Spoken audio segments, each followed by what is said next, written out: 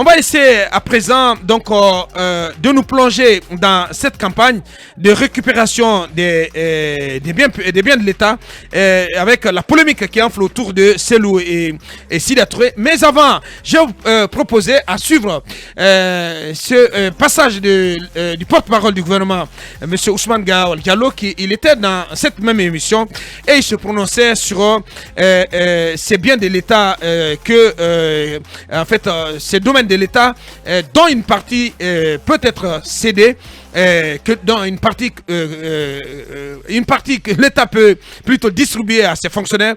Je propose de entendre Ousmane Gawal Diallo. Attendez, les ministres, peut-être que vous allez le penser que ce sont les ministres de l'habitat qui distribuaient des terrains, des parcelles à leurs amis. À des proches. Comment ça va se passer? D'abord, vous savez, il y a plusieurs manières. Est-ce que ça va être votre cas? Non, vous allez donner des terrains à chaque chroniqueur de Mirador? Non, c'est pas, en fait, c'est pas comme ça que ça se passe. Vous savez, il y a des règles non écrites en droit domanial en Guinée. Lorsque vous invitez l'État à vous faire des lotissements d'une parcelle, il y a le tiers qui revient à l'État. Normalement, ce tiers-là doit faire l'objet d'immatriculation et de titrisation au nom de l'État.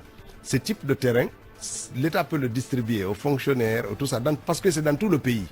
Aux retraités, tout ça. C'est dans ça qu'on prélève pour donner aux gens. C'est des biens privés de l'État que l'État peut distribuer à ses fonctionnaires, à ses cadres les plus vaillants, etc. Ce qui se passe le plus souvent, c'est que ces biens-là sont spoliés.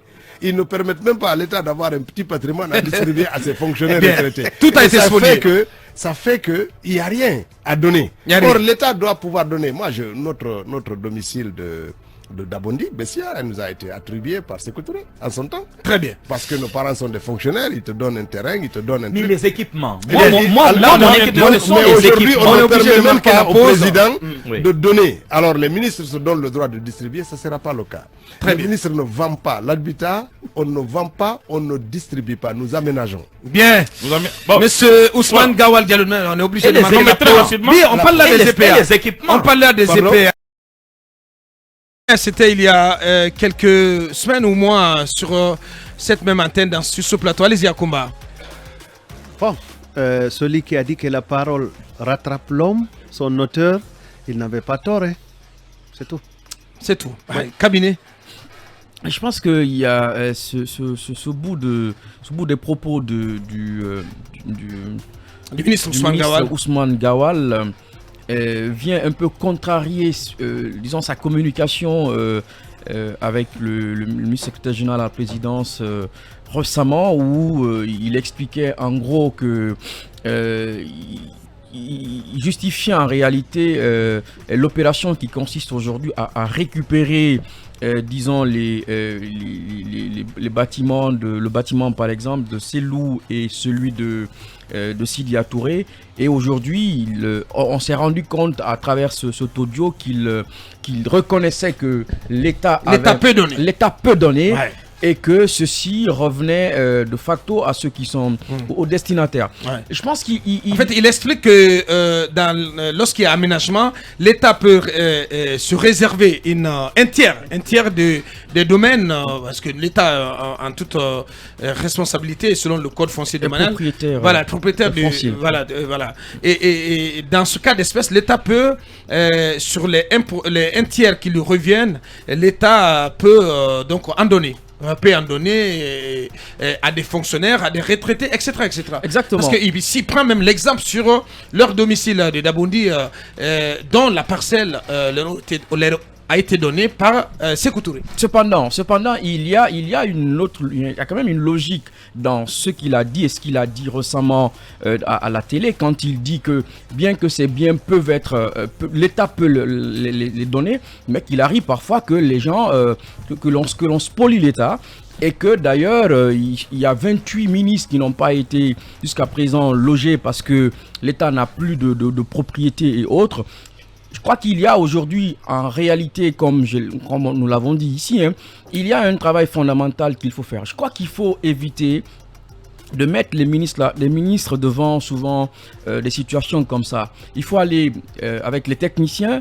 Je crois par exemple que la communication récente du ministre et celle du secrétaire général de la présidence pouvait être tout simplement laisser aux techniciens. Et on a vu récemment sur Facebook un document Wikipédia qui a été partagé par le ministre et qui a servi d'élément de langage, et on a vu un peu que beaucoup d'avocats spécialisés sur les questions foncières sont venus dire c'est pas tout à fait le cas. Je crois qu'il y a lieu d'aller mollo dans cette affaire et de laisser vraiment les techniciens se prononcer là-dessus. Bien, allez-y Mamadouri. Je reviens un peu à une des grandes ambitions du CNRD, c'est la refondation de l'État. Ce qui est un idéal qui est à saluer.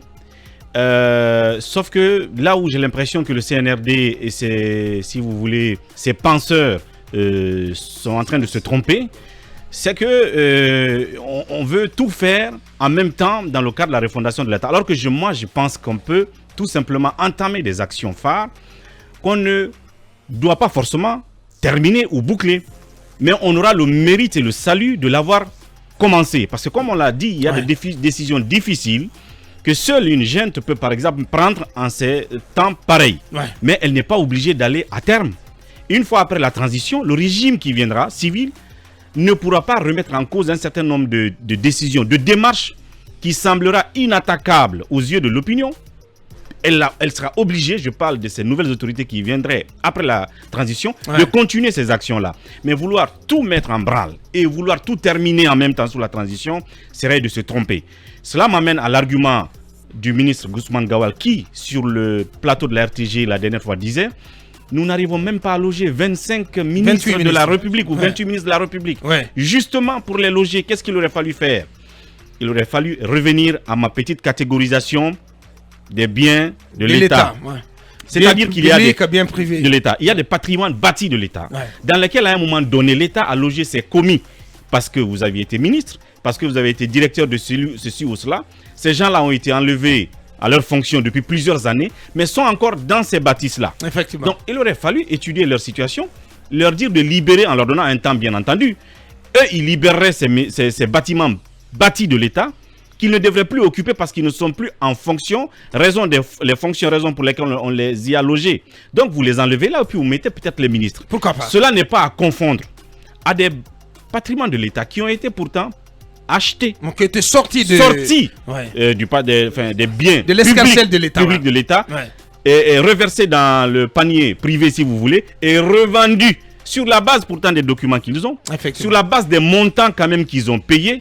Cela me met en parfaite harmonie avec notre confrère Thierno Suleiman qui disait ici qu'on ne peut pas comprendre que quelqu'un, pour s'arroger un privilège de l'État dû à sa fonction, paye pour ça. C'est-à-dire que vous payez 30 000 $ ou 45 000 $ comme Sidia pour les privilèges qu'on semble dire que vous en avez profité. Je pense que c'est incongru. Bien. Donc, si nous allons faire, Mamadouri, parce que le débat en ce moment, c'est vous avez suivi la sortie du ministre Ousmane Gawal et du colonel Amara sur le plateau de la RTG, sortie au cours de laquelle on a opposé à Elas Seloudan Diallo et à Sidia Touré la question de l'éthique et de la morale. On va essayer donc de prendre l'avis d'un spécialiste en la matière. On vient de l'écouter, Lincoln Mamadou Djambaldé. On vient de suivre ce chercheur, ce professeur de philosophie. Ceux qui se réfugiaient derrière l'éthique et la morale du gouvernement, je crois que c'est des gens qui n'ont rien compris. Puisque dans un pays, il y a les lois de la République qu'il faut pratiquement respecter. On l'a toujours dit. Est-ce qu'à l'époque où les gens, en tout cas, achetaient ces domaines, il leur était interdit de le faire? On parle du cas de Sékou Touré, par exemple. Sékou Touré, quand est-ce qu'il a acquis le domaine de la Belle-Vue?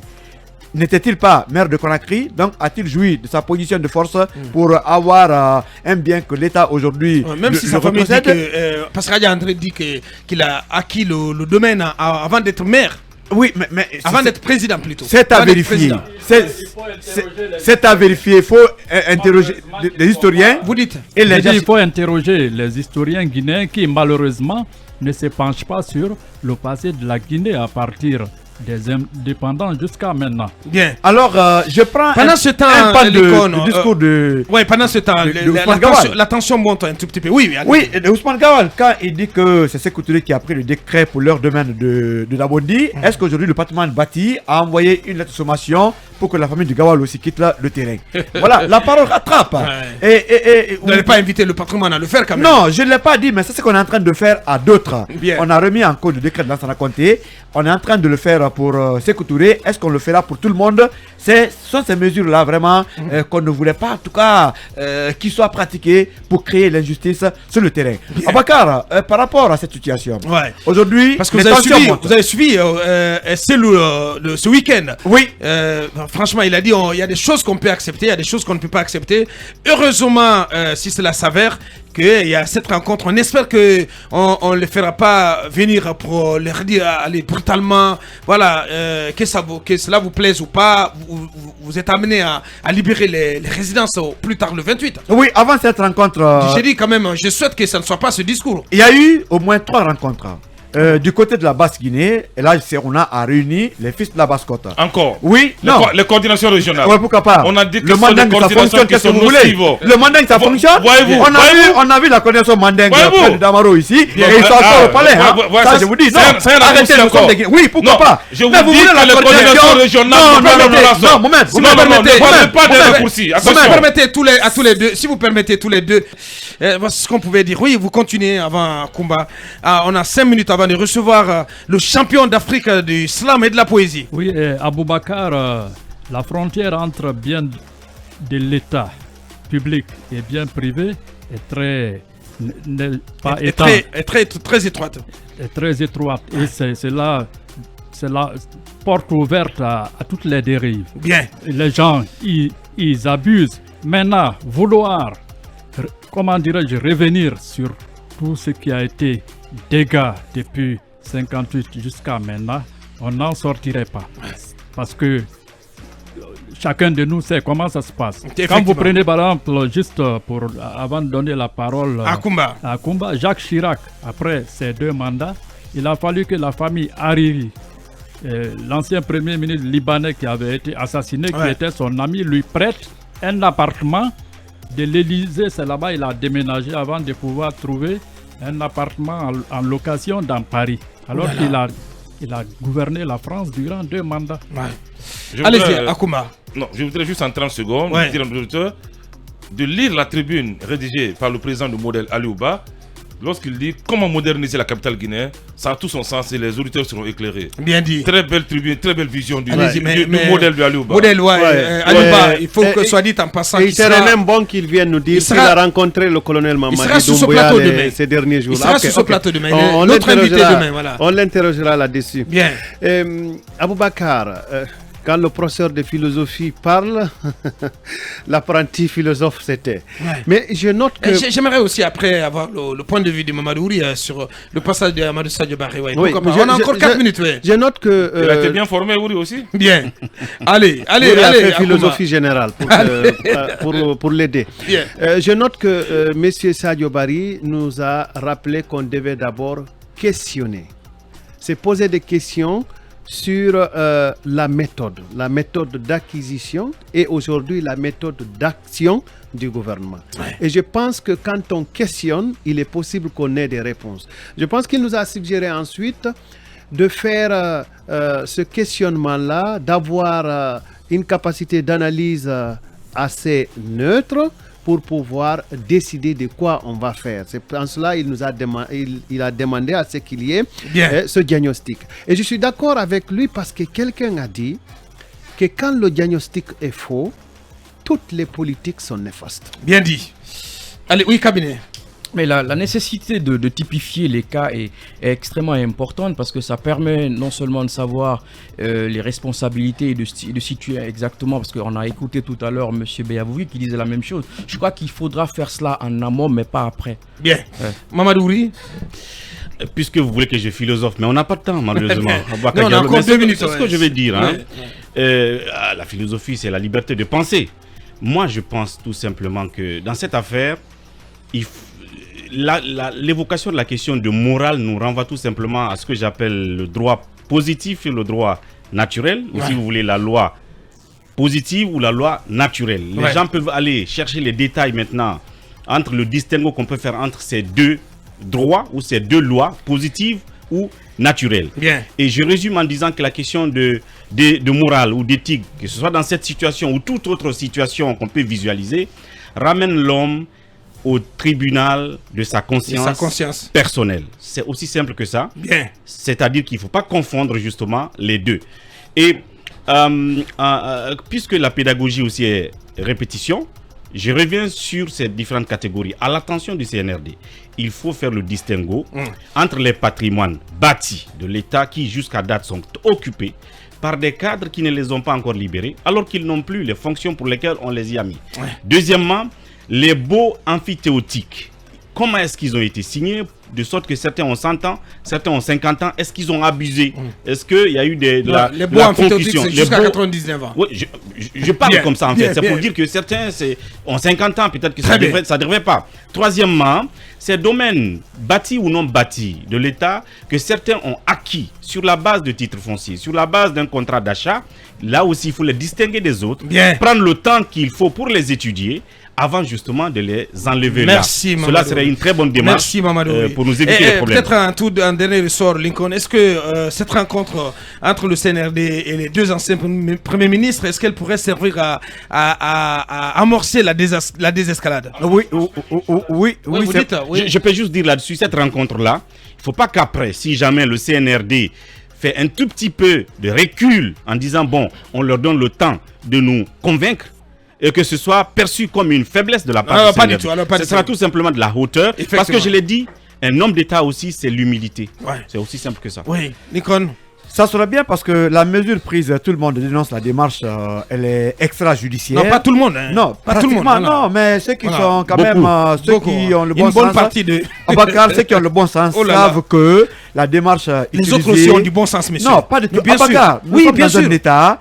Il faut que la démarche vraiment soit légale. Très bien dit. Cette démarche, tout le monde condamne, c'est vrai, la démarche. Bien. Donc, on espère donc que la sagesse va prendre le dessus au cours de cette rencontre. Et tout à fait, ça va être le cas. On va revenir donc c'est pas la reculade. À plus de sérénité, parce que la transition en a besoin, pour qu'on puisse donc évoquer et être focus sur les questions essentielles de la transition. On ne dit pas aussi que cette question de récupération des biens de l'État n'en est pas une. Allez, on amorce la dernière ligne droite.